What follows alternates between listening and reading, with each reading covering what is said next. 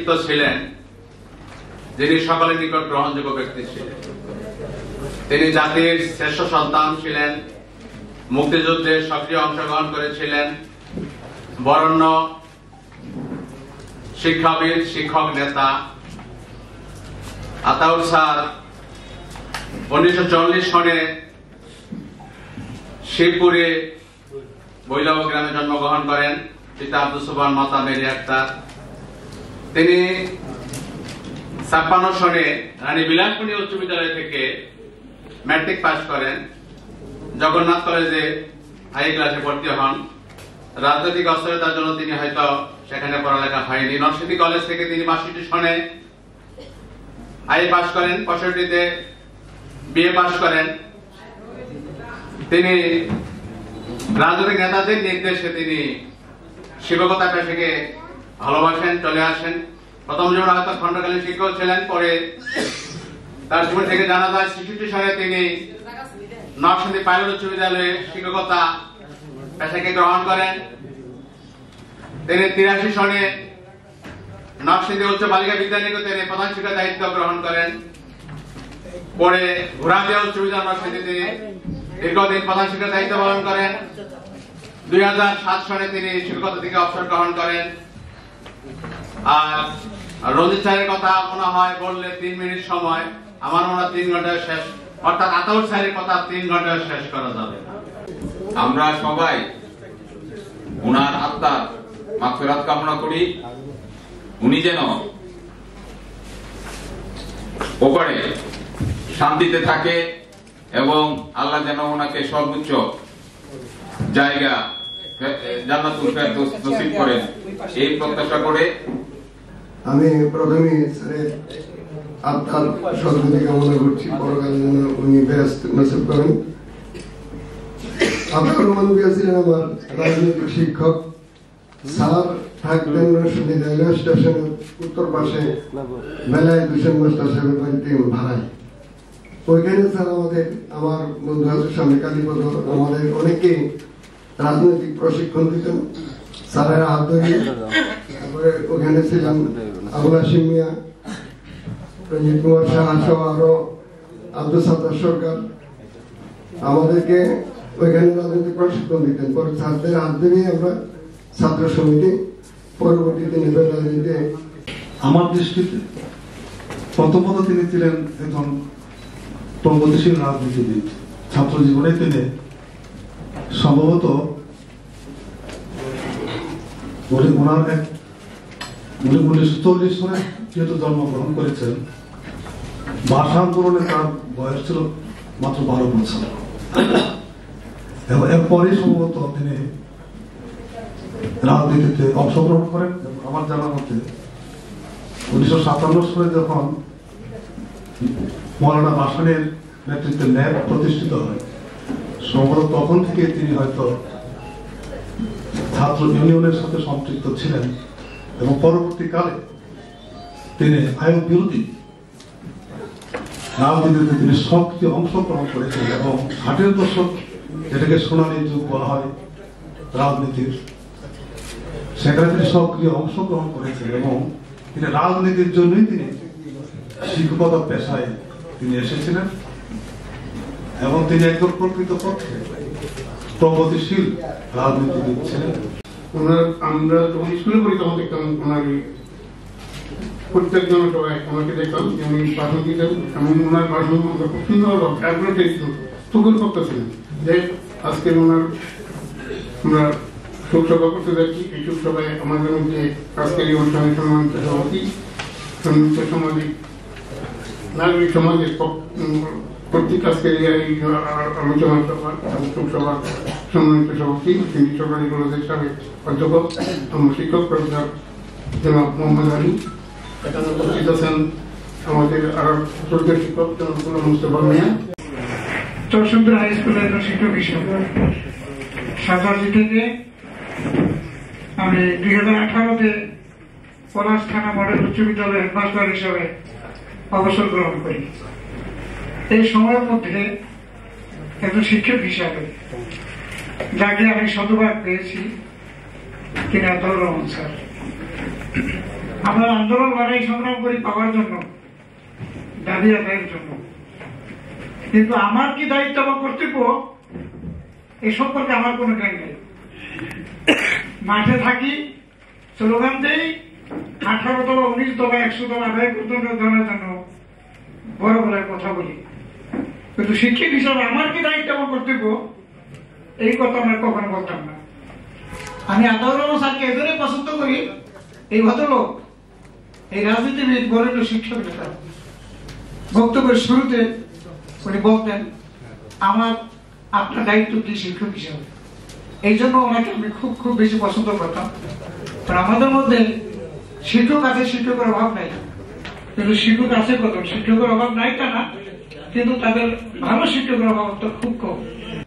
যার নাম উচ্চারণ করলে আমাদের শ্রদ্ধায় মাথা নত হয়ে আসে, যার নাম উচ্চারণ করলে গর্বে ভরে উঠে বুক। আজকের স্যারের স্মরণ অনুষ্ঠানে সম্মানিত সভাপতি, নরসিংদী কলেজের সাবেক অধ্যক্ষ, আমার শিক্ষাগুরু professor Golam Mostafa, professor Mohammad Ali sir সহ মঞ্চে এবং মঞ্চের সামনে বসা নরসিংদীর আলোকিত জন, সবাইকে সালাম এবং বিনম্র শ্রদ্ধা। আমি বক্তব্য দীর্ঘায়িত করব না, আমি শুধু এইটুকুই বলতে চাই, স্যার যে কত বড় মাপের মানুষ ছিলেন। আজকে যিনি সভাপতির দায়িত্ব পালন করছেন আমার শিক্ষাগুরু প্রফেসর মোহাম্মদ আলী স্যার, আরেকজন আলোকিত মানুষ নরসিংদী সরকারি কলেজের সাবেক অধ্যক্ষ গোলাম মোস্তফা মিয়া, আমাদের পথ প্রদর্শক, আমরা যাদের বাতিঘর বলি নরসিংদী, তাদেরও শিক্ষক ছিলেন আতাউর রহমান স্যার। শিক্ষকের শিক্ষক, কত বড় মাপের মানুষ ছিলেন তিনি, যার শিক্ষায় শিক্ষিত হয়ে স্যাররা আজকে এই অবস্থানে আছে। আর এখানে অনেক প্রধান শিক্ষক উপস্থিত আছেন, তাদের প্রতি পূর্ণ আস্থা রেখে বলছি, আমরা যখন লেখাপড়া করেছি তখন দেখেছি সাকিরপাড়া স্কুলে আমার পরম শ্রদ্ধেয় শিক্ষক খন্দকার আব্দুর রহিম স্যারকে, দেখেছি মৌলভী তোফাজ্জল হোসেন উচ্চ বিদ্যালয়ে প্রধান শিক্ষক রঞ্জিত স্যারকে, দেখেছি কতবার আতাউর রহমান স্যারকে। তার কত বড় মাপের প্রধান শিক্ষক ছিলেন, কত বড় মাপের মানুষ ছিলেন। আজকে তাদের মতো মানুষ সমাজে খুবই বিরল। আমাদের শিক্ষা ক্ষেত্রে তাদের সংখ্যা খুবই হাতে গোনা। তারা হচ্ছে নরসিংদী শিক্ষা ক্ষেত্রে শুধু নয়, বাংলাদেশের শিক্ষা ক্ষেত্রে আলোকবর্তিকার মতো। দিন যতই যাচ্ছে সেই আলোগুলো আস্তে আস্তে নিভে যাচ্ছে, আমরা অন্ধকার হাবুডুবু খাচ্ছি। আমাদের সেই অন্ধকার থেকে আলোতে নিয়ে যাবে এমন মানুষগুলো আমরা খুঁজে পাচ্ছি না, আমরা অপেক্ষায় আছি। পরিশেষে রহমান স্যারের একটি কবিতা দিয়ে শেষ করছি। আমার সামনে জীবনানন্দের অদ্ভুত আধার কেবল গণবিত হয়, শিয়াল শকুন খুব লেখা ইতিহাসের পাতা, সভ্যতার লাশ, সন্ত্রাস দমনের নামে প্রবল সন্ত্রাস, যাত্রা করে পেরেস্টানির বুক, অবরুদ্ধ হয় শিশু নারী পুরুষ, হিংসার দাপটে ব্রত গান্ধীর গুজরাট, একটি শিশুর অপেক্ষায় আছে আমি, যার বুকে সুকান্ত শপথ, একটি বুকের পদধ্বনি শুনি আমি, যার বুকে বিদ্রোহী নজরুল, একটি প্রাজ্ঞজনের স্বপ্ন দেখি আমি, যার বুকে অতন্ত্র রবীন্দ্রনাথ, একটি বাউলের পথে, একটি বাউলের খোঁজে পথে পথে হাঁটি আমি, যার বুকে লালনের এক তারা বাজে। দোয়া করি স্যার যেখানে আছেন আল্লাহ যেন তাকে ব্যস্ত নসিব করেন। যেদিন দেখতাম উনি খুব পান খেতেন, তো উনি যখন যেদিন পান খেয়ে আসতেন আমরা ভাবতাম যে আজকে স্যারের মনটা ভালো, ব্যাটের বাড়ি আমরা হয়তো কম পাবো প্রশ্ন। আসলে সেটাই ছিল সত্যি।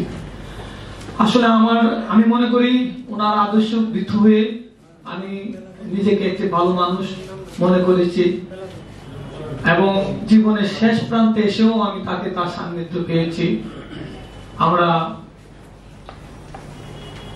জেলা দুর্নীতি প্রতিরোধ কমিটির উনি জেলা কমিটির সদস্য হিসেবে স্যারের সাথে আমার দীর্ঘ প্রায় 6 বছর একত্রিত কাজ করেছি। সৌভাগ্যের ব্যাপার কি, উনি মারা যাওয়ার ঠিক 15 দিন হয়তো বা 20 দিন আগে বিশাল দীপ্ততার সাথে কমপ্লিট করে আমাদের অনেক খুশির করে প্রচন্ড মিষ্টি নিয়ে নিতে আসছিল।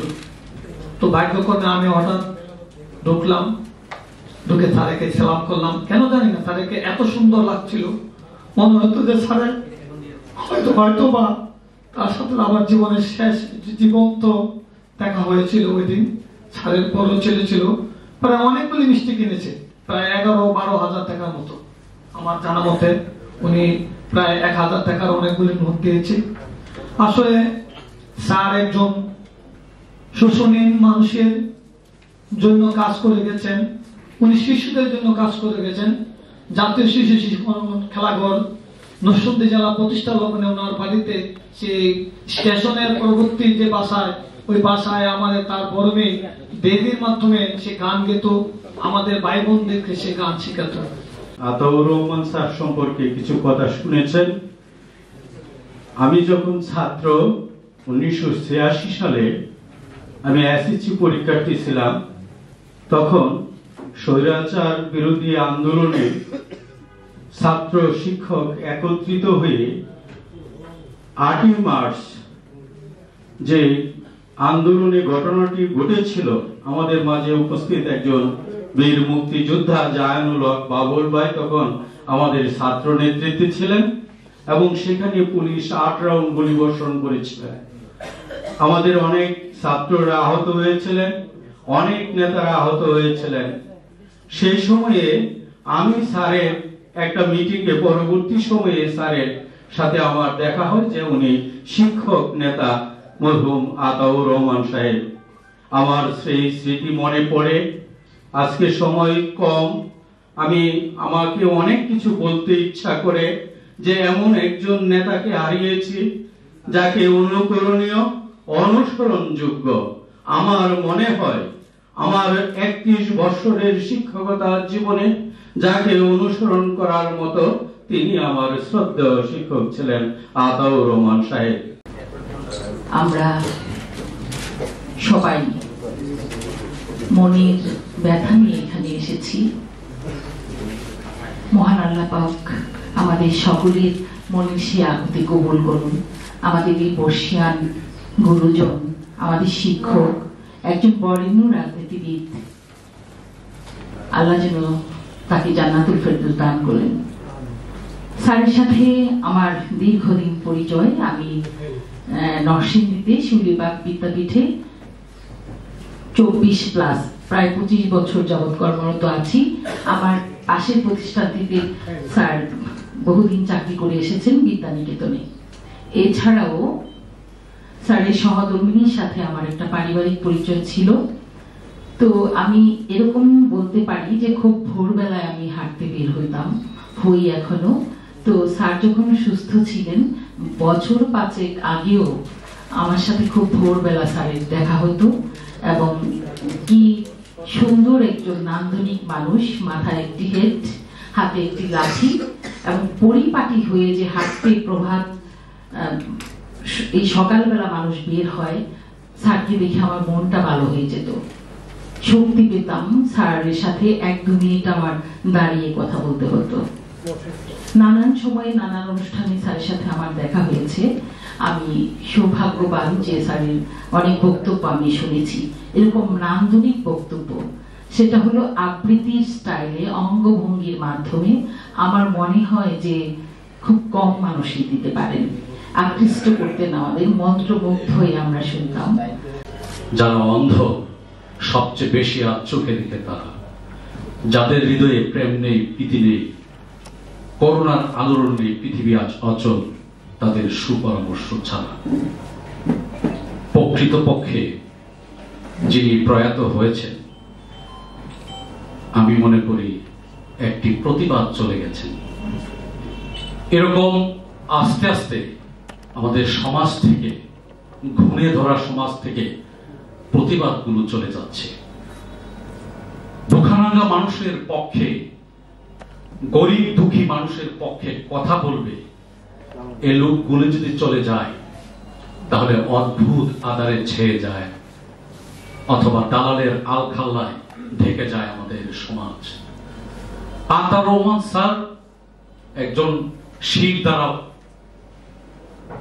ওলা লোক ছিলেন এবং তার মেরুদণ্ড ছিল।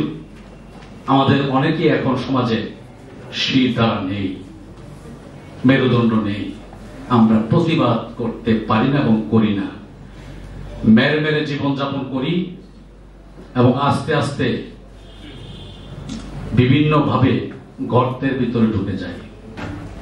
রাষ্ট্রের বড় কর্তা পত্রিকায় দেখবেন ঘুষ দুর্নীতির কারণে তিনি এখন অভিযুক্ত। সবচেয়ে বড় কর্তার যখন ঘুষ দুর্নীতিতে অভিযুক্ত, আইন প্রণেতা যখন চোরাচালানে লিপ্ত, তখন সাধারণ মানুষের অবস্থাটা কোথায় থাকে? আতাউর রহমান স্যার আসলে ছিলেন একজন অগ্নি পুরুষ। যত রকমের সমাজতান্ত্রিক গণতান্ত্রিক আন্দোলন ছিল সেগুলার অগ্রভাগে এসে নেতৃত্ব দিয়েছিলেন। সাধারণ মানুষের পক্ষে কথা বলেছিলেন, কৃষক মজুরের পক্ষে কথা বলেছিলেন। জাল যার জলাতা, লাঙ্গল যার মাটিতা, কেউ খাবে তো কেউ খাবে না, তা হবে না, তা হবে না, সারের দাম কমাতে হবে, পাটের দাম বাড়াতে হবে, এসব স্লোগান দিয়ে স্যার মুখর রাখতেন মাঠ প্রাঙ্গণ।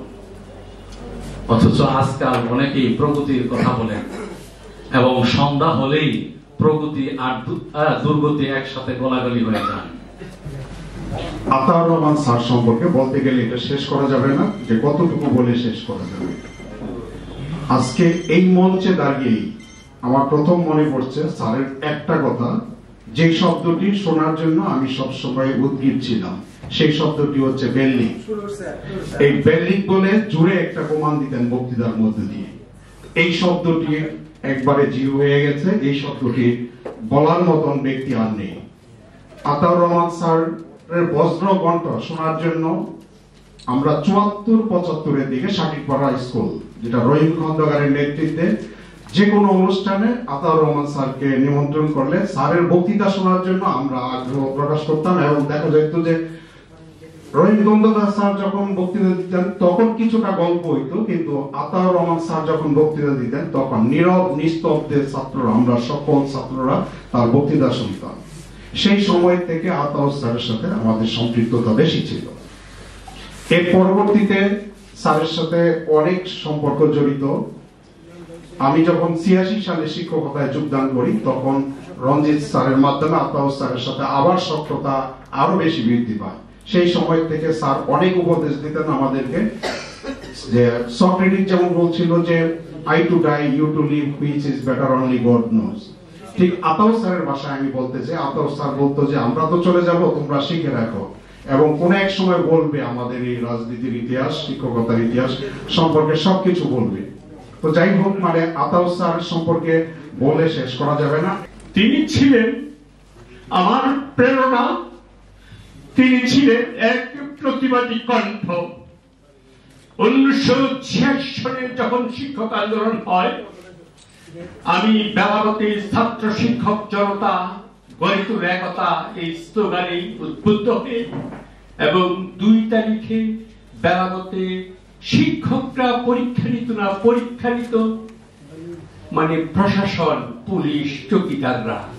সেই পরীক্ষা কোথাও, আমি বলেছিলাম সেই দিনের সবাই 2 মার্চ 1986 সালে বলেছিলাম, বাংলাদেশে যদি দ্বিতীয় কোনো থানায় পরীক্ষা বন্ধ হয় সেটা হবে বেলাব। আর এই কথা কে সমর্থন দিয়ে আতাউর রহমান সবচেয়ে বক্তৃতা দিয়েছিলেন 15,000 ছাত্র জনতার সামনে। আমি সমস্ত বেলাব, রায়পুরা সকল ছাত্রছাত্রীকে সমবেত করেছিলাম। আমি বাংলাদেশ ছাত্র ইউনিয়নের সভাপতি ছিলাম নরসিংদী জেলা। আমি আসলে প্রয়াত কৃষক নেতা কমরেড শামসুল হক, আমার বাবা 6.5 বছর জেলও কেটেছেন, এবং বিশেষ করে 60-এর দশকে বেশ কিছু মানুষ যারা এই এলাকায় আছে, আমার বাবা ছিলেন তার একজন। আমি বিশেষ করে আমার বাবা ছিলেন 86 চেয়ারম্যান, মানে এর আগে থেকে চেয়ারম্যান, 86 চেয়ারম্যান ছিলেন। তখন আমি যখন বেলাবতে যাই, 8 মার্চ আমার উপর আক্রমণ হয়, এবং শিক্ষকদের জন্য আমি আমার রক্ত ঝরিয়েছি, কিন্তু আমি দায়ী করেছিলাম আমার উদ্ধারের জন্য দায়ী হয়েছে আমি যতটুকু উপরে এসেছিলাম আমার দেবতার মতো স্যার আতাউর রহমান স্যার। মোহাম্মদ আতাউর রহমান ভূঁইয়া স্যারের স্মরণ সভায় আয়োজিত কমিটির সম্মানিত সভাপতি অত্যন্ত সাদা মনের মানুষ, বরেণ্য ব্যক্তিত্ব, আমার শ্রদ্ধেয় শিক্ষাগুরু জনাব মোহাম্মদ আলী স্যার।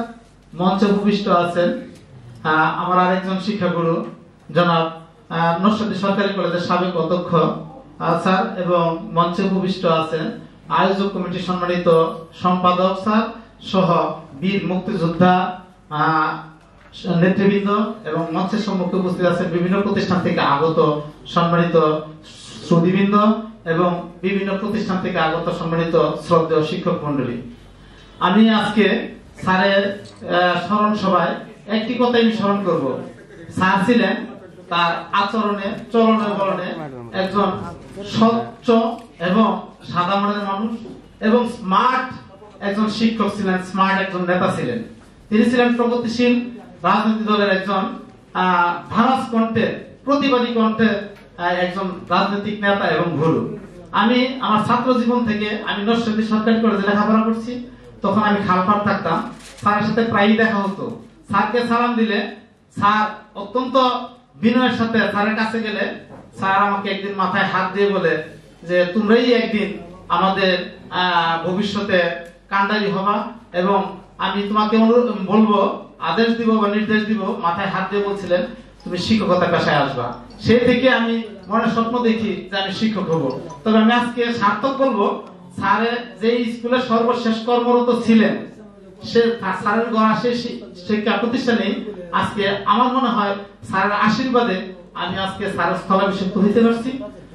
আমি স্যারের কর্ম জীবন যেখানে শেষ করছে সেই প্রতিষ্ঠানে আজকে কর্মরত আছি। আমি স্যারের পক্ষ থেকে আপনাদের কাছে বিনয়ের সাথে অনুরোধ রাখবো, আমাদের সকলকেই কিন্তু মৃত্যুর স্বাদ গ্রহণ করতে হবে। স্যার তার পারিবারিক জীবনে, সামাজিক জীবনে, রাজনৈতিক জীবনে সকল ক্ষেত্রে সফল হয়েছেন, সফলতা আছে, এবং স্যার তার কর্মের মাধ্যমে আজীবন বেঁচে থাকবেন। আমি স্যারের পক্ষ থেকে আপনাদের সাথে বিনীতভাবে আহ্বান করব, স্যারের রাজনৈতিক প্রতিবাদ কিংবা বিভিন্ন ক্ষেত্রে প্রতিবাদ বা সততা প্রতিষ্ঠা করতে যদি কারো মনে বিন্দু পরিমাণ আঘাত থেকে থাকে, কষ্ট পেয়ে থাকেন, আল্লাহর হস্তে স্যারকে মাফ করে দিবেন। তার এই জ্বালাময়ী ভাষণ, তার এই নির্দেশনা আমরা মস্তকে ধারণ করে আমরা পরবর্তী সমাজের যে কোনো অন্যায় অত্যাচারের বিরুদ্ধে আন্দোলন এবং শিক্ষকদের সংগ্রাম চলবে, এই আশাবাদ ব্যক্ত করে আমার বক্তব্য শেষ করছি। নরসিংদী জেলার ঐক্যনায়ক সভাপতি মুক্তিযোদ্ধা মোহাম্মদ আতাউর রহমান ভূঁইয়ার মৃত্যুর আয়োজিত সভার সম্মানিত সভাপতি, উপস্থিত আছেন বিভিন্ন রাজনীতিবিদ এবং বিভিন্ন বিদ্যালয়ের শিক্ষকবৃন্দ, আমার সালাম নিলেন, আসসালামু আলাইকুম। আসলে আমার বাড়ি শিবপুর, উনি যদি সম্পর্কিত আমার মামা হয়, কিন্তু আসলে অনেকেই জানে না উনি বাড়িতে শিবপুর, কিন্তু উনি অনেকেই জানে যে ওনার বাড়ি নরসিংদী, কিন্তু মাঝে মাঝে যত বইলাম ওনার বাগিনা ছিল জালালউদ্দিন, উনি কিন্তু আমার সাথে শিক্ষকতা করেছেন। সেই হিসাবে কিন্তু ওই মামা হিসাবে কিন্তু ওনার সাথে মোটামুটি একটা সুসম্পর্ক ছিল, যেহেতু জালালউদ্দিন আমার কলি এবং ওনার মামা, এবং আমার মজলিসও কিন্তু অবাধ এসব বিয়েও করছে। সেই সুবাদে আসলে উনি যে কি ছিল ভাষায় এবং বলে শেষ করা যাবে না। কারণ হলো উনি এমন একজন নেতা ছিলেন যিনি অর্থনৈতিক দিক দিয়া কোন লোক ছিল না। আজকাল দেখেন আমাদের রাজনৈতিক জীবনে এমন একটা দিন আছে দেখে মেম্বারশিপ হইলে ওনার কোটি কোটি টাকা বানানো লাগবে। মেম্বারশিপ চেয়ারম্যান এমপি সব তো রয়ে গেছে, উনি এমন কোন লোক ছিল না। আমার মনে হয় নরসিংদীতে ওনার বাড়িতে আছে কিনা এটা আমার সন্দেহজনক। তবে ওনার আচার আচরণ, আমি একটা জিনিস শুনছি যে আমি তো আসলে মাইকটা কথা বলছি, এই সারে কিন্তু মাইক লাগছে না, মাইক ছাড়া কথা বলে কিন্তু হাজার হাজার মানুষ শুনতে পাচ্ছে, যার কোনো সারে বসিয়ে দিতে আছে।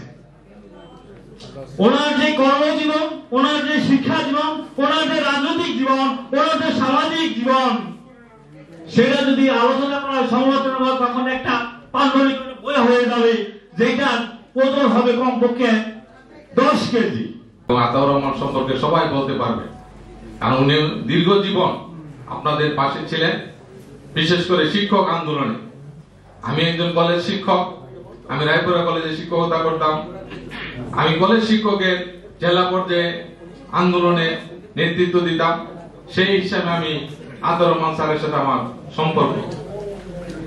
যে কোনো প্রোগ্রামে নরসিংদীতে আসলে, বিশেষ করে তখন শিক্ষক আন্দোলনে আমাদের সমাবেশটা হতো আমাদের পৌরসভা মিলনায়তন, বর্তমানে যে ওইটার সামনে ট্রাকের মঞ্চ করা হতো, ট্রাকের উপরে।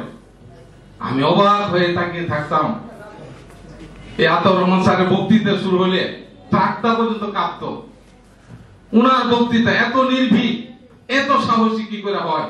আপনারা জানেন যে শিক্ষক আন্দোলনে আমরা অনেক সময় ভয়ে ভয়ে অংশগ্রহণ করতে হতো। ধর্মঘট করতে হলে স্কুল কলেজ বন্ধ করে আসলে ভয় পেতাম কোন সময় আবার কলেজে গেলে চাকরি না থাকে। এরকম অনেক ঘটনা আপনারা জানেন হয়েছে। শিক্ষকতার জীবনে অনেকের চাকরিও চলে গেছেন। কিন্তু এই নির্ভীক, সাহসী বীর মুক্তিযোদ্ধা আতাউর রহমান স্যারের বক্তৃতা শুনলে যে কোনো শিক্ষকের মনে সাহস সঞ্চার হতো যে না, আতাউর রহমান স্যার যে এখানে নেতৃত্বে আছেন সেখানে আমাদের ভয়ের কোনো কারণ নেই। আপনারা জানেন অনেক বক্তাই সেই স্মৃতিটা মনে করেছেন। উনি যে কতগুলি গালি দিতেন, স্বৈরাচারী সরকারি হোক আর যে কোনো সরকারি হোক। আপনারা তো জানেন যে বিভিন্ন সরকারের সময় কোন সরকার বাদ নাই যে আমাদের শিক্ষকদের আন্দোলন করতে হয় না। আমরা ঐক্য পরিষদগতভাবে আন্দোলনটা করেছি। কলেজ এবং স্কুল শিক্ষকদের নরসিংদী জেলায় সবচেয়ে শক্তিশালী সংগঠন ছিল। কলেজ ততটা শক্তিশালী সংগঠন না হলেও আমরা একক সংগঠন ছিলাম। আমার পরম শ্রদ্ধা ব্যক্তিত্ব, আজকে যার শোক সভা হচ্ছে প্রয়াত আতাউর রহমান ভূঁইয়া স্যারের স্মরণে যে শোক সভা এবং দোয়া মাহফিলের পরম শ্রদ্ধাস্পদ সভাপতি আমার পরম শ্রদ্ধেয় শিক্ষক প্রফেসর মোহাম্মদ আলী সাহেবের অধ্যক্ষ নরসিংদী সরকারি কলেজ সহ উপস্থিত সহায়ক সামনে মেয়র মহোদয় আছেন, মঞ্চ উপবিষ্ট সকল সুধীজন আলোকিত জনের প্রতি বিনম্র শ্রদ্ধা জানিয়ে আমি স্যারের সঙ্গে নরসিংদী পাইলট উচ্চ বিদ্যালয়ে সুদীর্ঘ 13 বছর একসঙ্গে শিক্ষকতা করেছি। আমি দেখি যে স্যার, শ্রদ্ধেয় স্যার কত সৎ ছিলেন, কত নির্ভীক ছিলেন, কত আদর্শ শিক্ষক হিসেবে আমাদেরকে গাইডলাইন দিয়েছেন। এটা আজও ভুলতে পারিনি। স্যারের হাত ধরেই, স্যারের পরিত্যক্ত চেয়ারে আমি নরসিংদী পাইলট উচ্চ বিদ্যালয়ে পরবর্তীতে বসেছিলাম।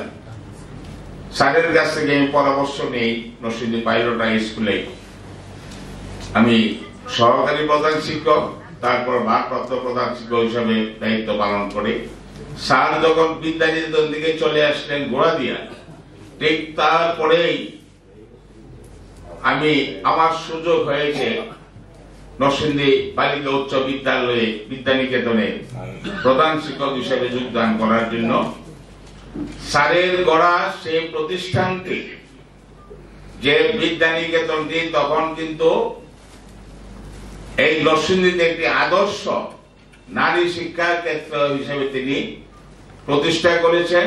রাজনীতিবিদ আতাউর রহমান, শিক্ষকের আতাউর রহমান, ছাত্র জনতার আতাউর রহমান, তার প্রতি গভীর শ্রদ্ধা নিবেদন করে আমি তাকে স্মরণ করছি।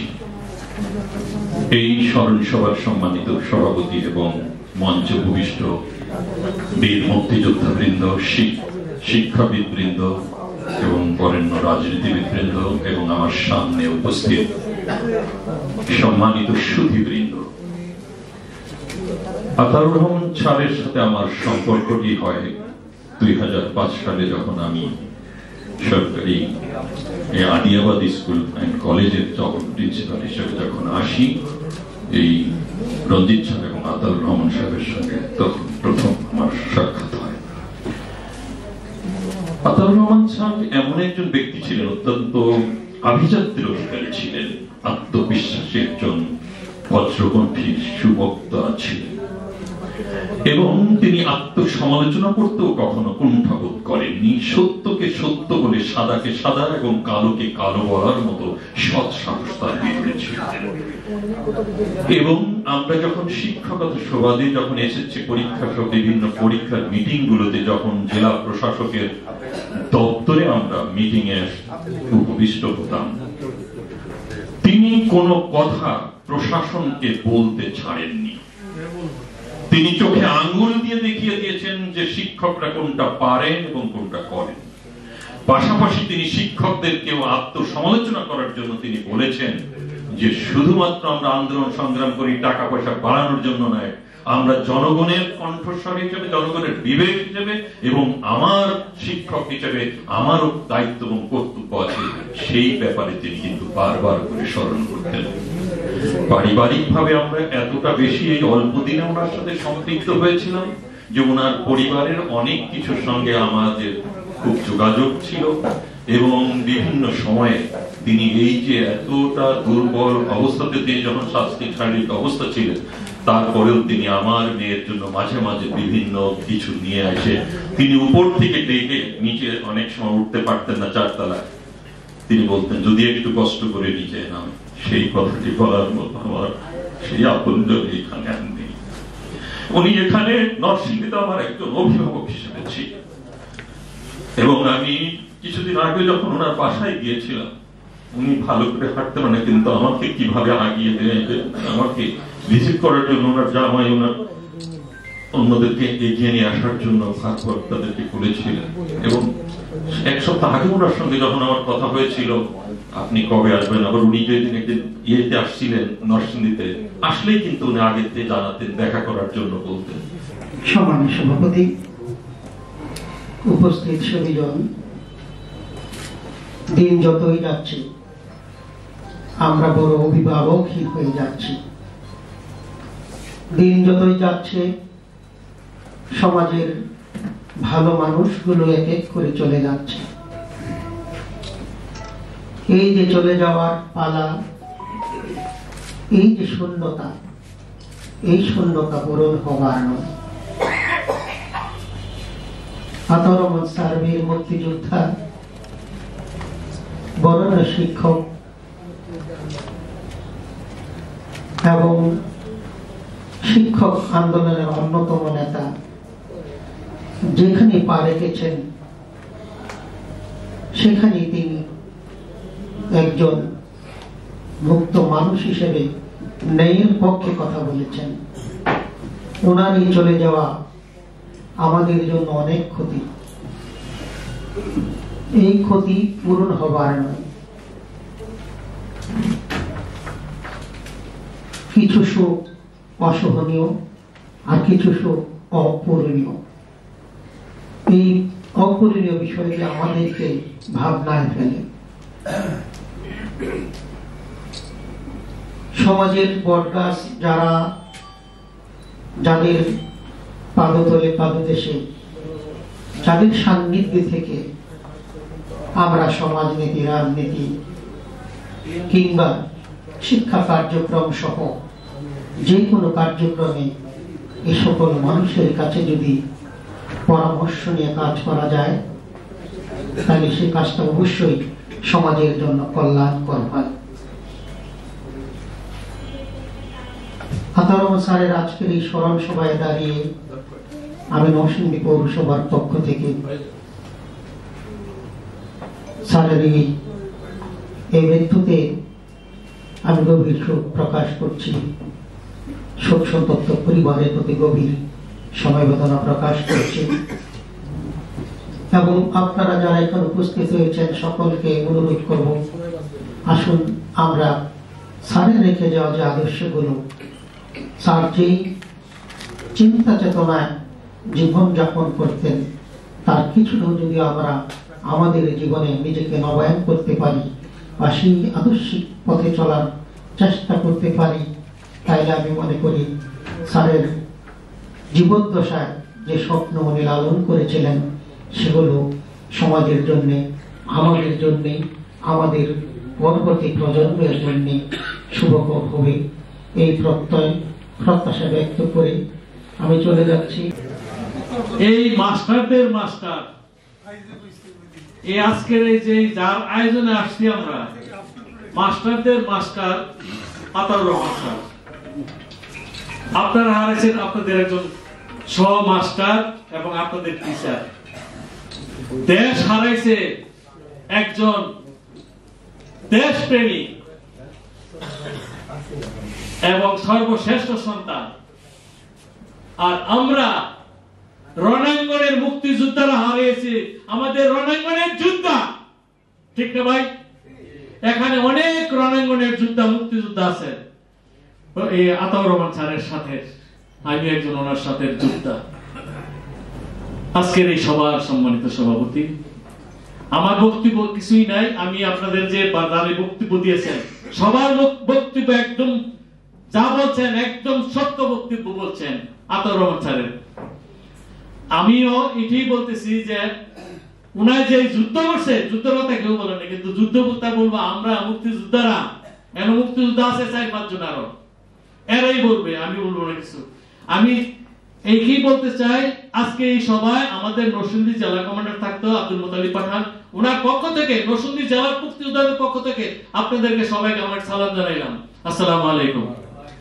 আপনারা সবাই আমাদের জন্য দোয়া করবেন, মুক্তিযোদ্ধাদের জন্য দোয়া করবেন। যে দেশ মুক্তিযোদ্ধারা আপনাদেরকে আইনা দিছে, মুক্তিযোদ্ধারা যদি দেশ না আইনা দিত তাইলে আপনারা আজকে টিচার হইতে পারতেন না। আপনারা এই পাকিস্তানি গিয়ে কি হইলেন জানেন? দারোয়ান পিউন হইলেন। এই আতাউর রহমান ভূঁইয়ার মৃত্যুতে আমি তার বিদেহী আত্মার শান্তি কামনা করছি এবং তার শোক সন্তপ্ত পরিবারের সদস্যদের প্রতি সমবেদনা জানাচ্ছি। আমি প্রথমে আরেকটি ধন্যবাদ জানাতে চাই যারা আজকে এই উদ্যোগ গ্রহণ করেছেন, যে গুণী মানুষটিকে স্মরণ করার উদ্যোগ গ্রহণ করেছেন, তাদেরকে আমি আমার নিজের পক্ষ থেকে অভিনন্দন ও শুভেচ্ছা জানাচ্ছি।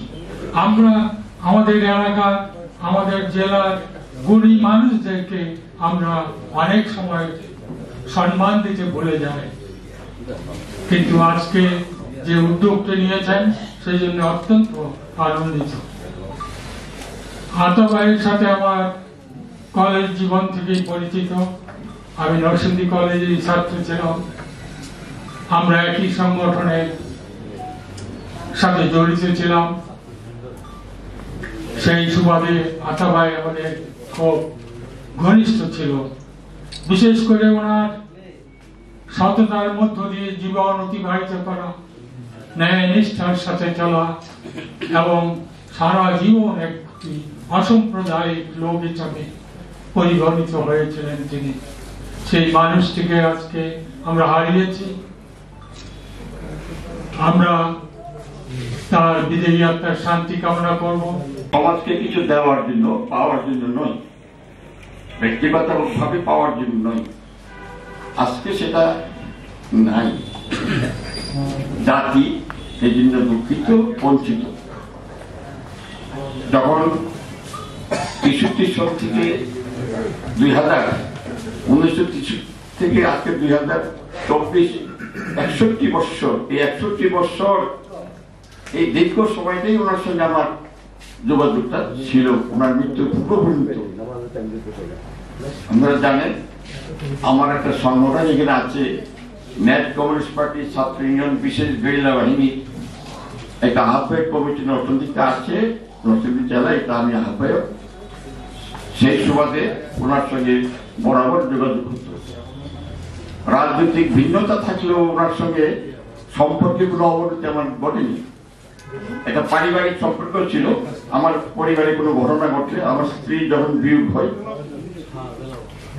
2006-এ তিনি আমার এখানে গিয়েছেন, অন্যান্য লোককেও গিয়েছেন। ওনার স্ত্রী আনোয়ারা সুলতান আমার ক্লাসমেট। সাহেবের হতে স্মরণ থাকার কথা, যে বছর উনি ডিগ্রি পাশ করেছেন নরসিংদী কলেজ থেকে, সেই বছর তিনি ডিগ্রি সেশনে গভর্নিং বডির সদস্য নির্বাচিত হয়েছিলেন। এটা কেন? আনোয়ারা সুলতানা বিবাহের কারণে আনোয়ারা সুলতানার অভিভাবক হিসেবে উঠাচ্ছিলেন। এই যে একটা জীবন, কাপড়টা তত দামি নয় কিন্তু পরিপাট্য, ইস্ত্রি করা, এই যে একটা সৌন্দর্য বোধ, সৌন্দর্য জ্ঞান এটা ওনার ছিল। এই শিক্ষাটা ওনার কাছে আমরা পেয়েছি। পূর্ব পাকিস্তান ছাত্র একটা সংগঠন ছিল। এই ছাত্র ভাগ হয়, ডিভিশন হয় 1965 সালে। এই 1965 সালে তৎকালে নারায়ণগঞ্জ মহকুমা কমিটির সভাপতি হিসেবে আতাউর রহমান ভূঁইয়া এবং রায়পুরের আব্দুল্লাহ ফরাজি সাহেব, ভাগটা হয়েছিল এইভাবে: একটা সভাপতি মতিয়া চৌধুরী, আরেকটা সাধারণ সভাপতি সাইবুদ্দিন মানিক, উনি মারা গেছেন, আর আরেকটা সভাপতি রাশাদ খান মেনন, সাধারণ সভাপতি ছিলেন আমাদের সাবেক মন্ত্রী, আমাদের নেতা জনাব আব্দুল মান্নান। সারা পূর্ব পাকিস্তানে একটি মহকুমা কমিটি রাশাদ খান মেনন এবং মানানদের কমিটিকে সমর্থন দিয়েছিল, সেগুলো আত্মপ্রায়। সেখান থেকে ওনার সাথে আমরা রাজনীতিভাবে সম্পৃক্ত, ওনার সাথে আমার পারিবারিক সম্পর্ক, ব্যক্তিগত সম্পর্ক। ফাতেমা জিন্নাহ আইয়ুব খান যখন নির্বাচন করে, এই সারা নরসিংদী কেন সারা মহকুমার মানুষ, উনি যেখানে বক্তৃতা হয়েছে মানুষ দল বেঁধে বেঁধে যায়। উনি অনবর্ষী বক্তা ছিলেন।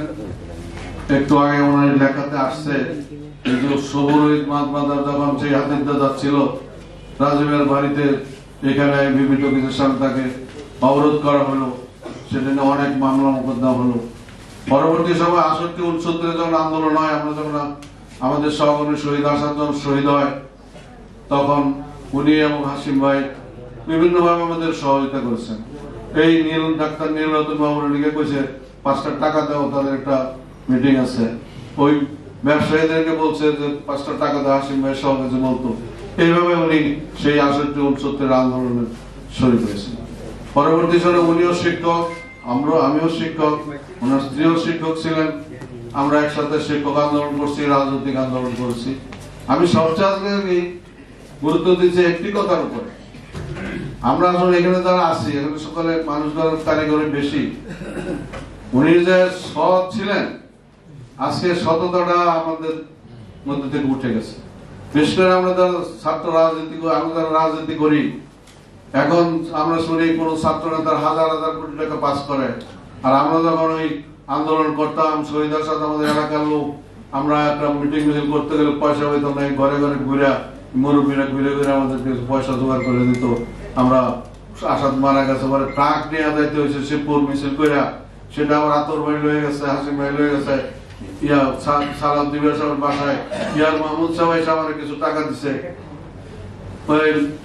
800 টাকা দিলাম, বাস টাস লইয়া তুমি লোক লইয়া যাইবা। তখন আমি 800 টাকা দেয় নাকি 4 টাকারই কথা নাকি? আমরা এই 900 দিতে বাস লইয়া এই আসাদ ভাইয়ের স্মরণ করতেছি। আতর ভাই আমাদের সেই মুরব্বী। আতর ভাই কালেকশন বলছে পরিবারটি লোক ছিল, নিজ হাতে কাপড় কাচতো, বউয়ের কাপড়ও নিজেই কাচতো, আবার এই আয়রনও করতো নিজেই। মাঝে মাঝে আড্ডা দিতাম, গিয়ে বইতে বইতে অনেক সময় গেছে, রুটি খাইয়ে দেন, রুটি বানাইয়া রুটি সেকা ডাল ভাজি দিয়ে রুটি খাওয়াই দিত। আতর ভাই আমাদের সেই আতর ভাই। একজন আলোকিত মানুষের স্মরণ সভা,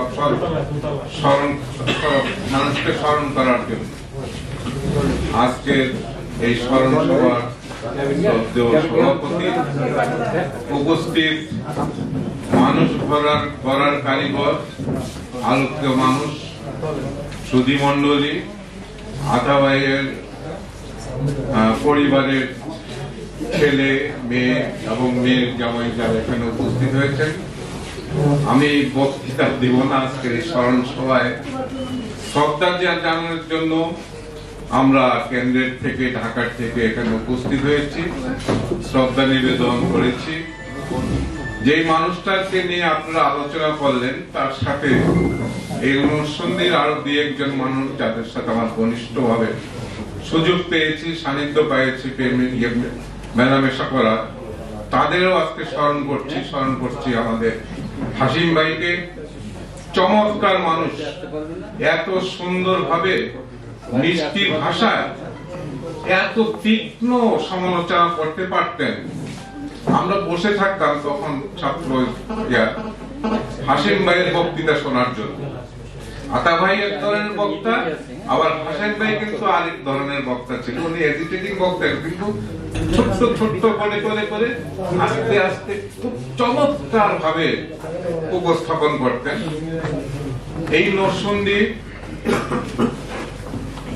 আমি পরিচিত হওয়ার অনেক আগের পরিচয় শহীদ আসাদ 69-এর গণ অভ্যুত্থানের সময় যিনি শহীদ হয়েছিলেন, আমি কিন্তু তখন স্কুল ছাত্র, উনি ঢাকা বিশ্ববিদ্যালয়ের ছাত্র। যেই মিছিলে উনি শহীদ হলেন সেই মিছিলে স্কুলের ছাত্র হিসাবে আমার উপস্থিত থাকার সৌভাগ্য হয়েছে। আজকে স্মরণ করছি হাশেম ভাইকে, স্মরণ করছি আহমেদুল কবির সাহেবকে, স্মরণ করছি খায়রুল কবির সাহেবকে, স্মরণ করছি আমাদের বিজয় চ্যাটার্জিকে, ওনার ছেলে এখানে উপস্থিত, যারা এই সমাজটাকে আলোকিত করার জন্য নিজেদের জীবন উৎসর্গিত করেছিল। যেই কথা আপনারা বলেছেন সেই জায়গায় আমি যাচ্ছি না। উনি যে কত শ্রদ্ধেয়, কত সম্মানীয়, সেটা আজকের এই সমাবেশ দেখলেই বোঝা যায়। আমি আজকে উনি সেই 60-এর দশকে আইয়ুব খান কিন্তু আমাদের একটা উপকার করেছেন। স্বৈর শাসক আইয়ুব খান স্বৈরাচারী শাসনের সময় সারা দেশে যে স্বৈরাচার বিরোধী আন্দোলন হয়েছিল, সেই স্বৈরাচার বিরোধী আন্দোলনে 60-এর দশকে একটা তরুণ সমাজ, একটা প্রজন্ম গড়ে উঠেছিল সারা দেশব্যাপী। কেন্দ্রে যেমন ছিলেন তেমন জেলায় জেলায় ছিলেন।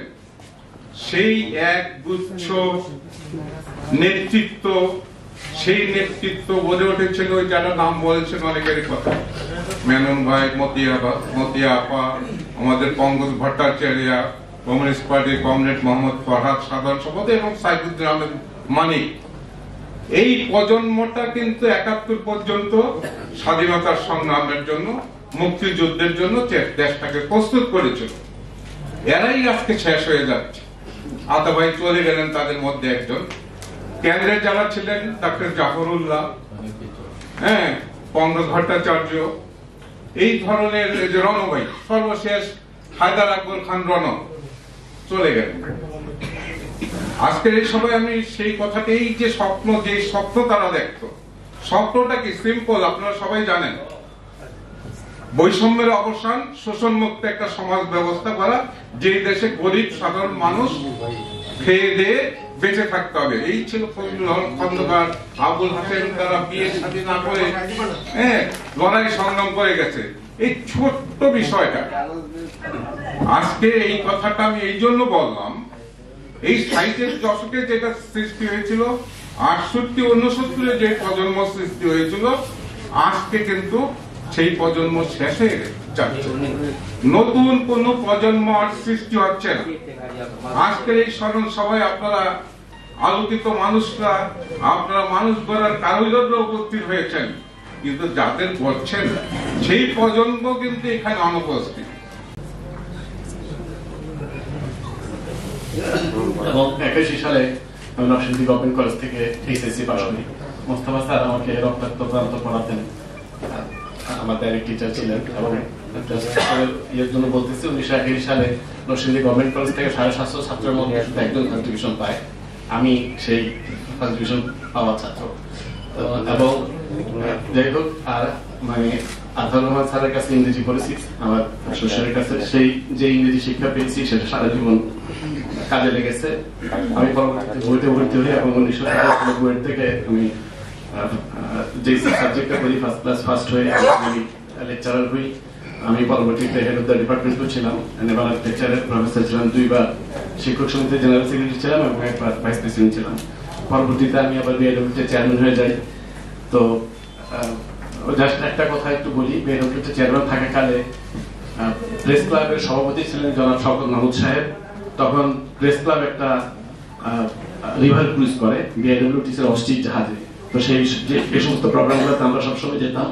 সকালবেলা আমি এবং বিআইডব্লিউটিসির চেয়ারম্যান আমরা একটা টেবিলে বসে নাচ থেকে জনাব রিয়াজউদ্দিন আহমেদ, আপনারা জানেন নরসিংদীর তৃতীয় সন্তান, বিএডব্লিউর সভাপতি, উনিও ওই টেবিলে বসা ছিলেন। তো উনি আমাকে হঠাৎ করে বলেন যে ওনার নামও রিয়াজ, আমার নামও রিয়াজ। তো উনি বলেন যে চেয়ারম্যান সাহেবের বাড়ি কোথায়। তো আমি জাস্ট আস্তে করে বললাম যে পরিচয় তো চিনে ফেলেন। তখন দেখলাম যে উনি খুব আশ্চর্য হয়ে গেছেন আর কি। তা আমি বললাম যে আমি আতাউর রহমান সাহেবের জামাই। উনি সাথে সাথে চেয়ার থেকে দাঁড়ায় গেছেন, দাঁড়ায় বললেন যে আতাউর ভাইয়ের জামাই তুমি, তুমি কি রেজির জামাই? আমি বলছি হ্যাঁ, আমি রেজির জামাই। তো তারপরে জিজ্ঞেস করলাম আতর ভাই কেমন আছে, ছেলেমেয়েরা কেমন আছে। তো আতর রহমান ভূঁইয়া সাহেবের পরিচিতি শুধু নরসিংদীতে না, আসলে সারা দেশেই ছিল, এবং ওনার অনেক অনুসারী, ওনার হাতে রাজনৈতিক হাতে খড়ি অনেকে ছিলেন। আমি একদিন আরিফিন সিদ্দিক স্যারের বাসায় গিয়েছিলাম, ঢাকা ইউনিভার্সিটির ভিসি, জানেন উনি ওরা একবার বাড়ি। তো ওনার সাথে কথা বলার পরে আমি পরিচয় দিলাম যে আমি আতর রহমান ভূঁইয়া সাহেবের জামাই। তখন উনি আশ্চর্য হয়ে গেছেন এবং বলেন যে আমি আতর ভাইয়ের বক্তৃতা শোনার জন্য রায়পুরা থেকে হেঁটে নরসিংদী চলে আসতাম। উনি ছিলেন আমাদের আদর্শ, আমাদের নেতা। তো এই ছিলেন জনাব আতর রহমান ভূঁইয়া।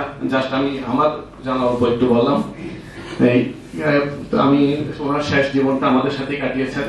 আমার শাশুড়ি 2021 সালে মারা যান। তারপরেও উনি প্রায় 1.5 বছর একাই বাসায় থাকতেন। উনি নরসিংদী ছেড়ে কখনো যেতে চান নাই। আমরা অনেকটা জোর করে ওনাকে ঢাকা নিয়ে যাই।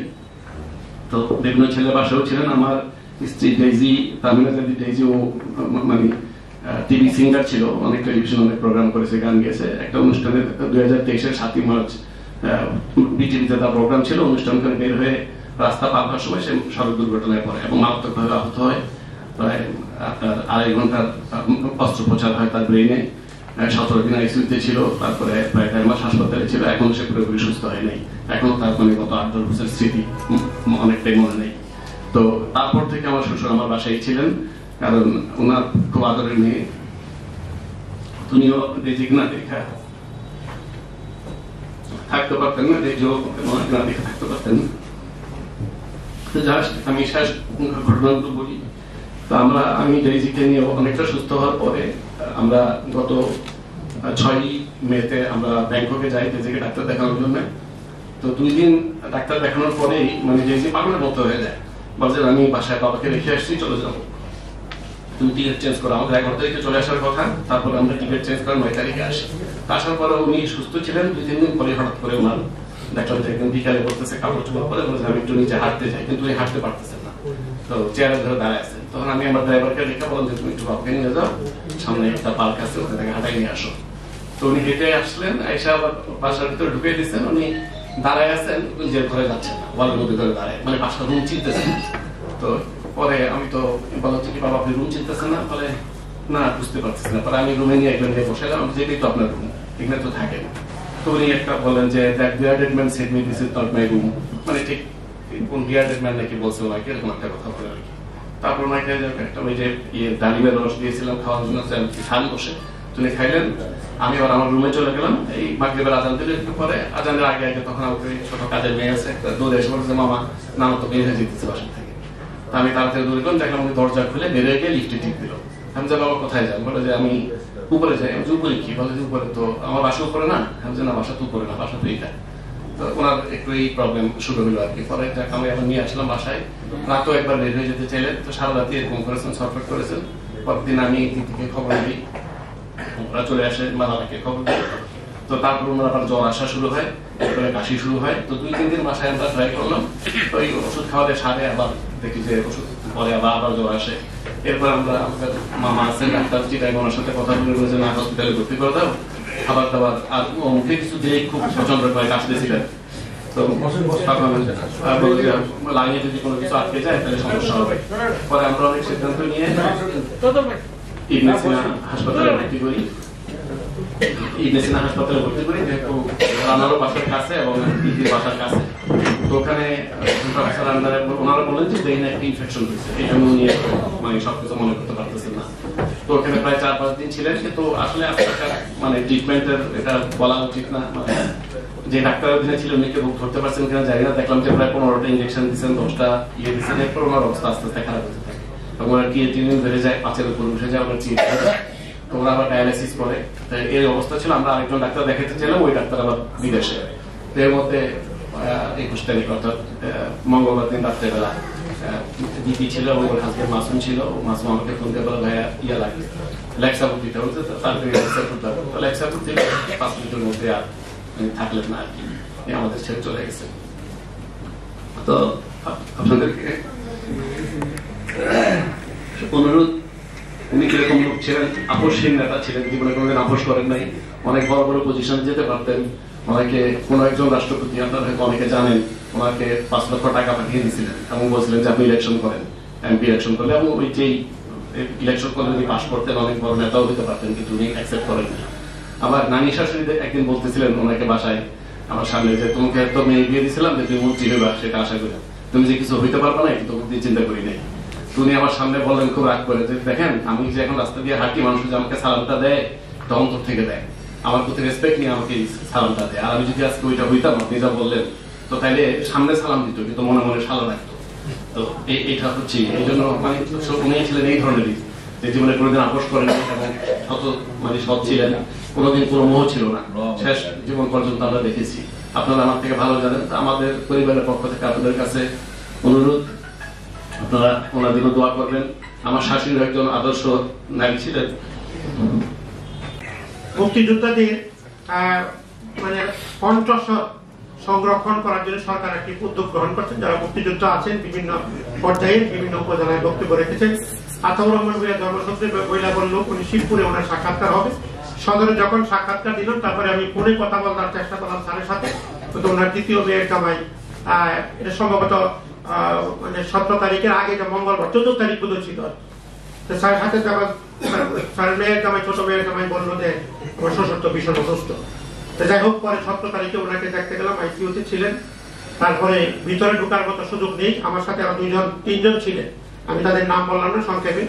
এবং আমার সাথে একটা জিনিস ছিল, আপনারা জানেন যে ঢাকা ইউনিভার্সিটি সিলেটের আমি 2বার আপনাদের ভোটে নির্বাচিত হয়েছি।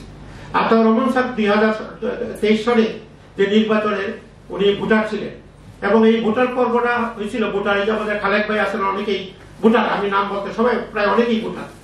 উনি বয়সজনিত কারণে উনি ওয়ান টাইম ভোটার করার জন্য আমি উদ্যোগ গ্রহণ করছি। উনি আমাকে ধমক স্বরে বললেন, আমি কি 6 মাসের ভোটার হবো, আগামীতে আপনারা ভোট দিতাম না, আমাকে লাইফ মেম্বার করেন। 1200 টাকা দিয়ে উনি লাইফ মেম্বার হলেন। এই লাইফ মেম্বারের যে কার্ডটা ইউনিভার্সিটি বের করে আনা মৃত্যুর আগে আমি ওনার মেয়ের জামার হাতে তুলে দিছি। নিশ্চয়ই মৃত্যুর আগে দেখতে পাচ্ছেন উনি ঢাকা ইউনিভার্সিটির লাইফ মেম্বার ছিলেন। এটি একটি স্মৃতি, অনেক স্মৃতি থাকলেও ওটা বলার সুযোগ নেই।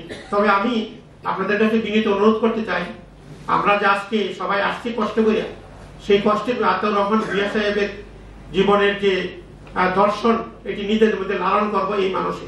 কিন্তু কিভাবে লালন করবো আমরা তো হয়তো ভুলে যাবো। সে ভুলে সংরক্ষণ করার জন্য আমার মনে হয় যে এখানে মাননীয় সভাপতি মহোদয় এবং আরো অনেক গুণীজন আছেন, বিশেষ করে প্রফেসর গোলাম মোস্তফা মিয়া লেখালেখির কাজে একজন অগ্রসর লোক, অত্যন্ত শ্রদ্ধেয়।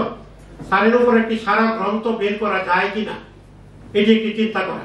আমরা আবার উদ্যোগ গ্রহণ করলে আমরা এটা করবো। আরেকটি হলো, যেমন আবুল হাশিম মিয়ার নাম আসছে, তোফাজ্জল ভাই বলছেন আবুল হাশিম মিয়ার স্মৃতি সংসদ আছে। আতাউর রহমান ভূঁইয়ার পাশাপাশি তার স্ত্রীর নাম আসছে। আমরা ধরি নামটা যেভাবেই হোক, কিন্তু একটি স্মৃতি যদি থাকে বীর মুক্তিযোদ্ধা আতাউর রহমান ভূঁইয়া স্মৃতি পরিষদ, তাহলে দেখা যায় এর মাধ্যমে বৃত্তি প্রদান বা অনেক কিছু কাজ করা যায়। এই কাজটি কিভাবে করা যায় নিপুণ হাতে ওনার অসংখ্য ছাত্র আছে।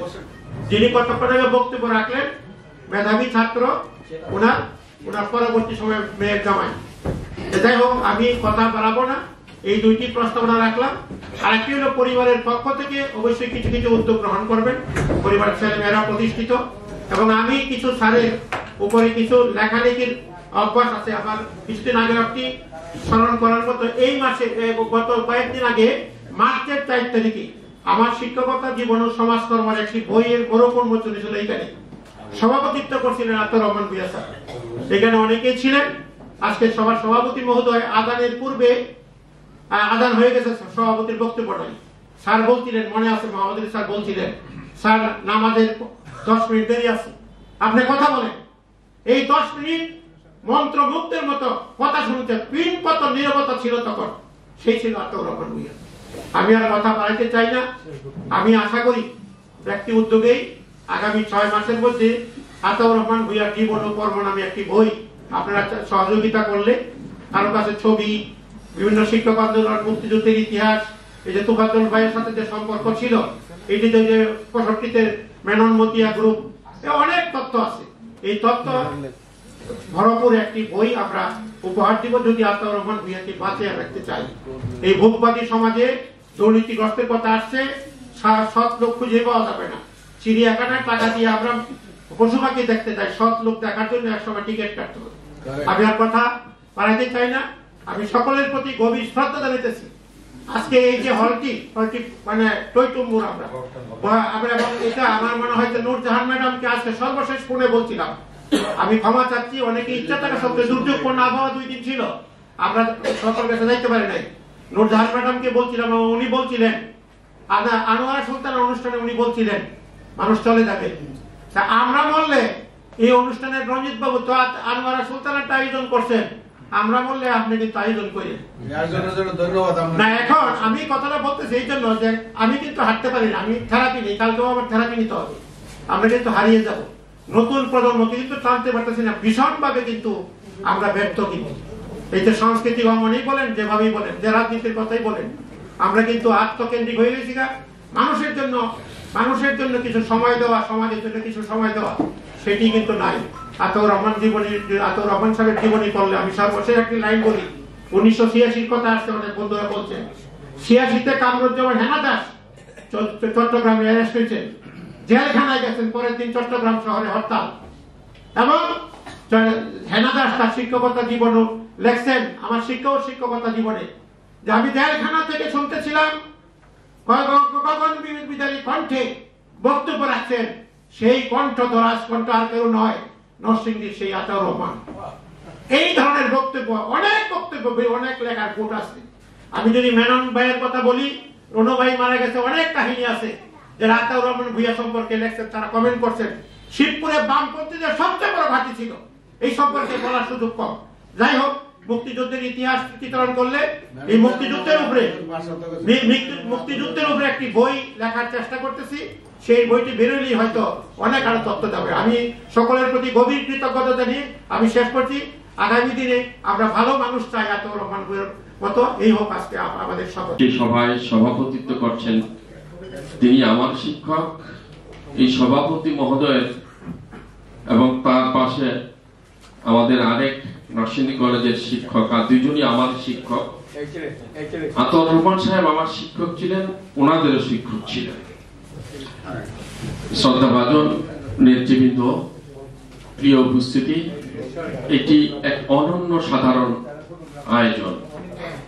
আর যার বিষয়ে কথা বলা হচ্ছে সে একজন বিরল ব্যক্তিত্বের অধিকারী। বিশ্বাস এবং সততা যদি হয় পরকালের মূল পাথেয়, তিনি তারই একজন, এতে কোনো সন্দেহ আমার মনে নেই। আমি ডাইরেক্ট ওনার ছাত্র ছিলাম 1 বছর, এবং ওই সময় এই গান্ধীর স্কুলে পড়া না পারার জন্য নয়, দুটো জালিবের আমার পিঠে উনি ভেঙেছিলেন অন্য একটি অপরাধের কারণে। তারপরের 2 দিন জ্বরে উঠতে পারি নাই, স্কুলে যেতে পারি নাই। আমি লক্ষ্য করেছি এই মানুষটি বঙ্গবন্ধুর 70-এর ঐতিহাসিক নির্বাচনে গান্ধী ঈদগাহ মাঠে বঙ্গবন্ধুর সামনে বক্তব্য রেখেছেন। এই মানুষটির ব্রাহ্মণী স্কুলের ছাত্র থাকা অবস্থায় নরসিংদী কলেজের তার ছাত্র রাজনীতিতে তার বক্তব্য শুনেছে। তিনি ইংরেজির শিক্ষক, কিন্তু বাংলায় বক্তৃতায় এত ধীরে চেতা মানুষ নরসিংদীতে বিরল। এই মানুষটির শুধু সেখানেই নয়, আপাত মস্তক শিক্ষক, আদর্শিক শিক্ষক হিসাবে উনি অনুসরণীয়, অনুকরণীয়। তিনি তার আদর্শ পোশাক ছিল সাদা প্যান্ট, সাদা শার্ট, ইন করে পড়তেন, আর খদ্দরের পাঞ্জাবি। এই আদর্শিক মানুষ শিক্ষকটাকে, আপাত মস্তক শিক্ষককে আমি বিদ্যানিকেতনের প্রধান শিক্ষক থাকা অবস্থায় আমাদের ঘোড়াতে উচ্চ বিদ্যালয়ের প্রধান শিক্ষকের বারবার একটু হোঁচট খাওয়ার যে ঝামেলা পোহাচ্ছিলাম, এটি কাটিয়ে ওঠার জন্যই এই মানুষটার কাছে আমি বিদ্যানিকেতনে আমি গিয়েছিলাম।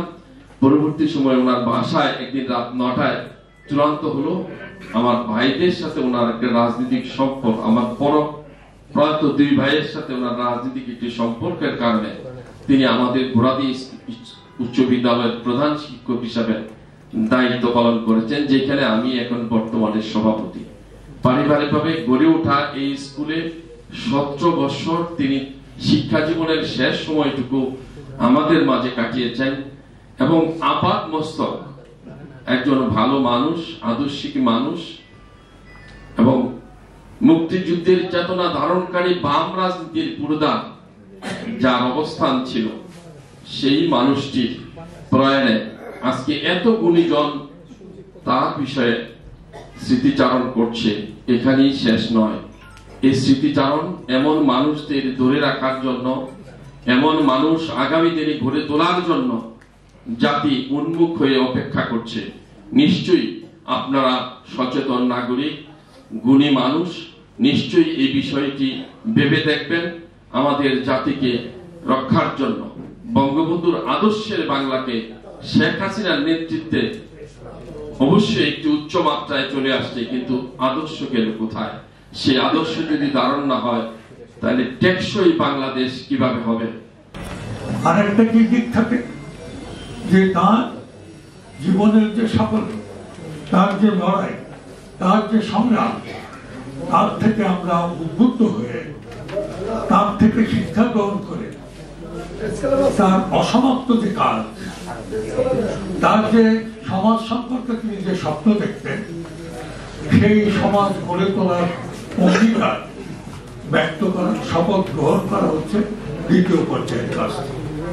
অর্থাৎ তিনি যে কাজটি সাফল্যের সাথে করে গেছেন আর যে কাজটি করে যান, সেই কাজটা করার দায়িত্ব হচ্ছে আজকে আমরা যারা উপস্থিত আছি সবার, এবং সেখানেই শপথ গ্রহণ করা। আমি তাকে ছাত্র অবস্থা থেকে আমি চিনি এবং জানি, তার কারণ এই একটু আগে আমাদের একজন শ্রদ্ধাভাজন বক্তা তিনি রণর কথা বললেন। রণ বদরুল হক জাস্টিস, তিনি সভাপতি, হায়দার আকবর খান রণ সাধারণ সম্পাদক। আমার সৌভাগ্য হয়েছে আমি সেই সংসদে প্রচার প্রকাশনা সম্পাদক ছিলাম। এখন প্রশ্ন হলো যে এখানে খন্দকার কৃষক সমিতির সভাপতি ছিলেন, এখানে আমি ছাত্র অবস্থায় তখন শামসুল হক সাহেব এবং আব্দুল সাহেব জেলে, আমি ছাত্র ইউনিয়নের পক্ষের থেকে, কৃষক সমিতির পক্ষ থেকে আমার দায়িত্ব পড়ল ওনার পরিবারে কিছু বিষয়ে পৌঁছে দেওয়া। তা সেদিকে বলতে গেলে যে আতাউর রহমান সাহেব ছাত্র নেতা ছিলেন, লড়াই সংগ্রাম করেছেন, ছাত্র ইউনিয়ন করেছেন, তারপরে শিক্ষা জীবন শেষ করে তিনি ছাত্র অবস্থায় সরকারি নির্যাতন নিগরণ সহ্য করেছেন, সফল শিক্ষক ছিলেন। শুধু সফল শিক্ষক, একটা কথা হচ্ছে আলো দিয়ে আলো জ্বালো, তিনি ছিলেন একটি আলো। সেই আলো শিক্ষার থেকে হাজারো আলো তিনি উজ্জীবিত করেছেন, প্রজ্বলন করেছেন। তার উদাহরণ হচ্ছে এই যে যারা প্রায় 1-2 শিক্ষক, সফল শিক্ষক বক্তৃতা করেছেন। এর চাইতে একটা মানুষের জীবনে আর কতটা সফল হতে পারে যে এতগুলো প্রধান শিক্ষক, এতগুলো উজ্জ্বল মানুষ তিনি সৃষ্টি করে গেছেন। অনেক কথা আছে, কথা বলার সময় নেই। আমি আমার শ্রদ্ধেয় শিক্ষক, উনি প্রথম জীবনে যখন শিক্ষকতা শুরু করেন, সেই আমাদের কামিনী কিশোর মৌলিক উচ্চ বিদ্যালয়, আমি এবং আজকে আমাদের এই অনুষ্ঠানের সম্মানিত সভাপতি আমার অগ্রজ প্রফেসর মোহাম্মদ আলী, আমরা উভয় স্যারের ছাত্র ছিলাম। এখানে অনেক ছাত্র স্যারের আছেন যারা কথা বলেছেন। আমি আজকে স্যারের ঠিক অকাল প্রয়াণ বলবো না, মৃত্যু মানুষের জীবনের পরিবার্য পরিণতি। 84 বছর বয়স অতিক্রান্ত হওয়ার পরই তাকে আমরা হারিয়েছি। যদিও আমাদের শ্রদ্ধেয় আমাদের খালেক মাস্টার সাহেব, উনিও 1 বছর ভালো লাগছে যে এখনো শক্ত সামর্থ্য ভাবি চলাফেরা করছেন, আমাদের মধ্যে কথা বলছেন। তো স্যার বেঁচে থাকলে সুস্থভাবে ভালো লাগতো আমাদের, কিন্তু যে বললাম যে মৃত্যু মানুষের জীবনের অনিবার্য পরিণতি, আমি মনে করি যথাসময় চলে গিয়েছে। অসুস্থ হয়ে শয্যাশায়ী থেকে যাওয়ার চাইতে পরনির্ভরশীল না হয়ে চলে যাওয়াটাই উত্তম। স্বাধীনতার সময় গিয়েছেন, যদিও আমাদের অনেক কষ্ট, অনেক বেদনা আছে, পরিবারের কষ্ট বেদনা আছে। আমি স্যারের এই শোকসভায় যে আদর্শ উনি ধারণ করতেন, একটি অসাম্প্রদায়িক, শোষণহীন, বৈষম্যহীন, গণতান্ত্রিক সুন্দর সমাজের যে স্বপ্ন দেখতেন, যাদের আদর্শকে ধারণ করে আজকে স্যারের এই শোকসভায় আমি শুধু তাদের নামগুলো শ্রদ্ধা করে উচ্চারণ করতে চাই। আমি সেই বিজয় চট্টোপাধ্যায় যার সন্তান কথা বলেছেন আমাদের মাঝে উপস্থিত আছেন, শামসুল হক কৃষক নেতা তার সন্তান বক্তব্য রেখেছেন, কৃষক নেতা আব্দুল হাই সাহেব তার ছেলের বউ আমাদের মাঝে উপস্থিত আছেন, ফজলুল খন্দকার, ফয়েজ মাস্টার, মনোহরদীপ তারা মাস্টার, আমি নফসির প্রেক্ষাপট বলছি আবুল হাশিম মিয়া, আমাদের মুস্তাউদ্দিন ভুইয়া, আমাদের আরেক নেতা আদর্শিক আব্দুল মান্নান ভুইয়া, এবং আমরা সরাসরি যার কাছ থেকে রাজনীতির পাঠ নিয়েছি হাবিবুল্লাহ বাগ সহ, এবং আমাদের অগ্রজ যারা এখানে আমাদের তোফাজ্জল ভাই সহ অনেকে আছেন, আমি শ্রদ্ধা করে তাদেরকে স্মরণ করছি। প্রতিবাদী হওয়া যে দরকার, এই শিক্ষা কিন্তু স্যার আমাদেরকে দিয়েছে। পথরাজি জীবনে সত্য হওয়া দরকার, এই শিক্ষা স্যার আমাদেরকে দিয়েছেন। স্যার অত্যন্ত সংস্কৃতি মানুষ ছিলেন। সংস্কৃতি মানে গান বাজনা করা, সংস্কৃতি হচ্ছে সুন্দর করে বাঁচা, সবাইকে নিয়ে নিজে সুন্দর থাকা, যে সুন্দরের প্রকৃত পতনের সত্যের পথ, সে আদর্শ ধারণ করে জীবন পরিচালনা করেছে। অত্যন্ত সাহসী ছিলেন, নির্ভীক ছিলেন। আরেকটি ব্যাপার, পরিচ্ছন্নতা অন্তরে বাইরে। আমি দেখিনি স্যারকে কখনো ময়লা কাপড় পরতে, এ তো বাহ্যিক ব্যাপার, কিন্তু তোমার জন্মে বলেছেন আমি নিজেরা দেখেছি। এখানে রানারা আছে, তাদের জন্মের আগেই কিন্তু দিতি রানা আছে, এটাই যে নেই, এটাই যে অসুস্থ, তার আগ থেকে তো স্যারদের সাথে আমাদের সরাসরি খেলাঘর, যে শিশু সংগঠন স্যারের বাসায় কিন্তু খেলাঘরের জন্ম হয়েছে। অনেক কথা হয়েছে, আমি যেটুকু বলবো, এখানে যারা উপস্থিত আছেন অনেকেই হয়তোবা 1965, 66, 67 পরে বিভিন্নভাবে আপনারা স্যারের ছাত্র হয়েছেন এবং রাজনীতিতে অনুপ্রবেশ করেছেন, রাজনীতি করেছেন। আমার সুবিধা হয়েছে যে আমি ব্রাহ্মণদি, এখন যে স্কুলের নাম, এই নাম ছিল না, Brahmandi KKM collegiate high school নামটা ছিল এটা, Brahmandi KKM collegiate high school. আমি 1962 সালে এই স্কুলে 7ম শ্রেণীতে পড়ি। আতাউর রহমান স্যার ওই বছর ইন্টারমিডিয়েট পাশ করেই কিন্তু আমার ওই স্কুলে যোগদান করেন। উনি ইংরেজি পড়াতেন এবং অনেকেই বলেছেন যে একজন স্মার্ট মানুষ, সাদা প্যান্ট, সাদা শার্ট, এইটাই ছিল তার পছন্দের কাপড়, আর খদ্দরের পায়জামা পাঞ্জাবি পরতেন এবং অত্যন্ত,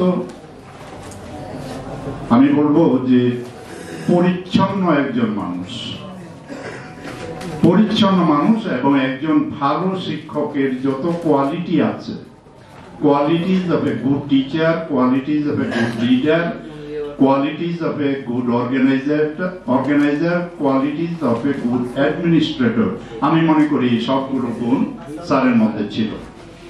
স্যারের গুণ আমার মনে হয় 100 ভাগের 1 ভাগও আমরা পাইনি, আমরা ধারণ করতে পারিনি, ব্যর্থ হয়েছি। এবং আমি ওনার জানাজার দিনে মসজিদের ভিতরে কথা বলেছিলাম যে মানুষ এখন, আগে মানুষ ভয় পেত, মিথ্যা বলতে ভয় পেত পাপের ভয়ে, আর এখন মানুষ সত্য কথা বলতে ভয় পায় বিপদ হবে বলে। কথাটা দেখেন, অত্যন্ত কঠিন কথা। আগে মানুষ মিথ্যা বলতে ভয় পেত পাপের ভয়ে, পাপ হবে, আর এখন মানুষ সত্য বলতে ভয় পায় বিপদ হবে বলে। মহসিন খন্দকার কিন্তু এখানে এই কথাগুলো বলেছেন। ওনার মতো ফজলুল খন্দকার, বিজয় চ্যাটার্জি এবং আতাউর রহমান ভুইয়া, হাবিবুল্লাহ বাহার, এই সমস্ত ব্যক্তিবর্গ যেভাবে তাদের কথাগুলো তুলে ধরেছেন সাধারণ মানুষের কল্যাণের জন্য। আজকে এই মানুষ নাই, আজকে কিন্তু এই মানুষ নাই, আপনারাও বলেছেন এবং আমাদের ঢাকা থেকে যারা নেতৃবৃন্দ এসছেন তারাও কিন্তু এই কথা স্বীকার করেছেন। আপনারা মানুষ এখানে সৃষ্টি করতে হবে, যারা আমার প্রিয় সুরী সহকর্মী শিক্ষক শিক্ষিকা, আপনারা আপনাদের প্রতিষ্ঠানে এইরকম আতাউর রহমান ভূঁইয়াকে তৈরি করতে হবে। তার পরিবারের সাথে আমরা সম্পৃক্ত। আমি বিশেষ করে অত্যন্ত ঋণী স্যারের কাছে এই কারণে, আমি 7-এ পড়ি, উনি আমাকে বললো যে তুমি এমসি ভট্টাচার্যের ফাংশনাল ইংলিশ একদম phrase, pairs of word, correction, fill in the blanks এবং ন্যারেশন সব মুখস্থ করে ফেলবা। এবং উনি বাংলায় কিন্তু খুবই ভালো একজন শিক্ষক, বাংলাও কিন্তু ভালো জানেন। এবং আমি যতটুকু শিখেছি ইংরেজি, যদি আমার ভুল না হয়, যে আমি জানি না আমি খুব ভালো ছেলে, স্যারের দৃষ্টিতে আমি অনেক অনেক ভালো ছেলে, সেই জন্যই হয়তোবা সেই সাজেশন আমাকে দিয়েছেন এবং আমি রেজাল্ট ভালো করেছি। এবং আমাকে বাংলা পড়াতেন কানাইলাল বণিক, এইখানে বণিক বাড়িতে একজন ভালো টিচার বাংলা। এইরকম টিচার ইংরেজি পড়েছি, স্যার তো পড়াইছেন শাহাজউদ্দিন ভূঁইয়া, স্কাউট টিচার আমরা বলতাম। কাজী আজীবন মৃত্যুর পূর্ব পর্যন্ত উনি সত্যকে সত্যই বলেছেন, মিথ্যাকে মিথ্যেই বলেছেন এবং যেটা সারা জীবনে লালন করেছেন সেইটাকে প্রতিষ্ঠিত করার চেষ্টা করেছেন। এই হলে স্যারের মৃত্যুর কিছুদিন আগে আমাদের রঞ্জিত কুমার সাহা তার একটা বই এখানে আমরা এখানে মোড়ক উন্মোচন করেছি এবং সেই অনুষ্ঠানে স্যার এখানে এসেছেন এবং আমার পাশেই বসা ছিলেন, সভাপতি ছিলেন। এবং স্যার কথা বলতে গিয়ে যে সময় নেই সময় নেই, আমি বলছি স্যার আপনি যতক্ষণ মনে হয় অতক্ষণ কথা বলবেন, সবাই শুনবে। এবং ঠিক পিরিয়ড অফ সাইলেন্স মেনটেন হয়েছে, কথা শুনেছে। ওনাদের কথা, ওনার কথা আপনার আমার শুনতে হবে, জানতে হবে এবং আমাদের এই বর্তমান প্রজন্মকে জানান দিতে হবে। যদি দেয়া যায় তাইলেই আমরা তার আত্মার প্রতি যে শ্রদ্ধা নিবেদন, এটা সঠিক হবে। আমরা অনেকেই কিন্তু মুখে অনেক কথা বলি, বড় বড় মিটিং এ বসদেরকে বা যারা নাকি প্রশাসনিক কর্মকর্তা আছেন কর্তব্যের খাতিরে অনেক সময় এমন বিশেষণ আমরা ব্যবহার করি যেটার জন্য উনি কতটুকু যোগ্য না, কিন্তু তাকে আমি কিন্তু ব্যবহার করছি। কিন্তু যিনি এই বিশেষণগুলো পাওয়ার যোগ্য এমন ব্যক্তিকে কিন্তু সেখানে আমরা বিশেষণ প্রয়োগ করছি না, তাকে সেই রকম মূল্যায়ন করা হচ্ছে না। কাজে যতক্ষণ পর্যন্ত ওই মানুষগুলোকে মূল্যায়ন না করা হবে তখন কিন্তু দেশ সামনের দিকে এগিয়ে যাবে না। সেই জন্য আপনারা যারা আমার প্রিয় সুরী সহকর্মী শিক্ষক শিক্ষিকা এবং রাজনৈতিক অঙ্গনে যারা বিশিষ্ট ভূমিকা পালন করছেন, আপনারা সেখানে সেই দায়িত্বটা পালন করবেন। আর এই আয়োজনটুকু যেটা করা হয়েছে, আমার ভূমিকা এখানে খুবই নগণ্য। এখানে আমার যিনি সাধারণ সম্পাদকের দায়িত্ব পালন করেছেন রঞ্জিত কুমার সাহা, আমার প্রিয় শরীর সহকর্মী গোলাম মোস্তফা মিয়া, আরো যারা আছেন, সামনে শাহ আলম আছে, মোস্তাক আছে, এরা কিন্তু অনেক গুরুত্বপূর্ণ ভূমিকা পালন করেছে। কাজেই এই কমিটিকে আমি আমার ব্যক্তিগত তরফ থেকে আন্তরিক অভিনন্দন এবং শুভেচ্ছা জানাই। আর আপনারা কষ্ট স্বীকার করে এখানে এসছেন, আপনাদেরকে আন্তরিক অভিনন্দন এবং শুভেচ্ছা। আমি মনে করি এর যে সুন্দর একটা অনুষ্ঠান, ইতিপূর্বে এই অল্প